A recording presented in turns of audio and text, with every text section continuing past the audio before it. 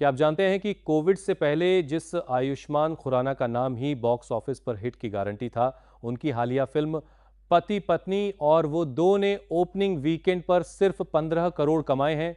Dream girl 2 को छोड़ दें तो कोविड के बाद उनकी लगभग हर फिल्म फ्लॉप हो रही है। आखिर क्यों मिडिल क्लास की पल्स पकड़ने वाला यह स्टार अचानक दर्शकों से दूर हो गया? आइए जानते हैं एक नजरिया में।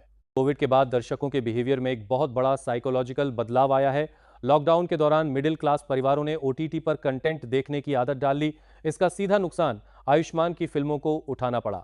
उदाहरण के लिए चंडीगढ़ करे आशिकी, अनेक और डॉक्टर जी जैसी फिल्मों को थिएटर्स में वो फुटफॉल नहीं मिला जिसकी उम्मीद थी। आज मल्टीप्लेक्स में एक टिकट और पॉपकॉर्न का खर्च जोड़ लें तो पूरे परिवार का बजट 2 से 3 हजार रुपए बैठता है। दर्शक अब इतना बड़ा खर्च सिर्फ लार्जर देन लाइफ विजुअल्स या बड़ी हॉरर कॉमेडीज देखने के लिए ही करना चाहता है। दर्शक अब अच्छी तरह जानता है कि जो कहानी वो आज थिएटर्स में देखने के लिए हजारों रुपए खर्च कर रहा है, वो कुछ ही हफ्तों में उसके मोबाइल स्क्रीन पर आ जाएगी। यही वजह है कि एडवांस बुकिंग के मामले में ये फिल्में पहले दिन से ही संघर्ष करती दिखती हैं। बिजनेस का एक सीधा नियम है, किसी भी कामयाब फॉर्मूले की एक एक्सपायरी डेट होती है। साल 2012 में विकी डोनर से जो नया दौर शुरू हुआ था, वो दम लगा के हईशा शुभ मंगल सावधान, बधाई हो और बाला तक आते आते ब्लॉकबस्टर फॉर्मूला बन गया। लेकिन कोविड के बाद यही पैटर्न पूरी तरह प्रिडिक्टेबल हो चुका है। आयुष्मान की फिल्मों का एक तय ढांचा बन चुका है।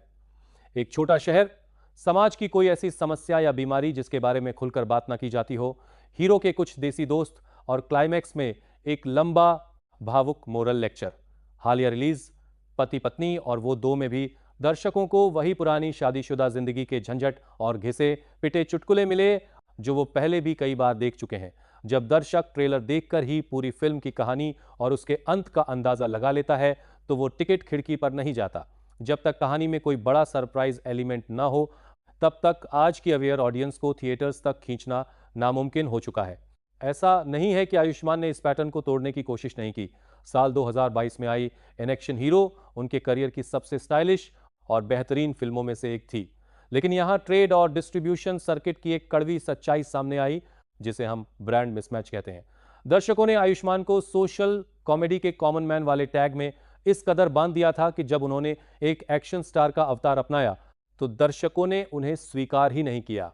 यानी विडंबना देखिए, जब तक वो अपना पुराना स्टाइल कर रहे थे लोग बोर हो रहे थे, और जब उन्होंने कुछ बिल्कुल नया और शानदार ट्राई किया तो दर्शकों ने थिएटर का रुख ही नहीं किया।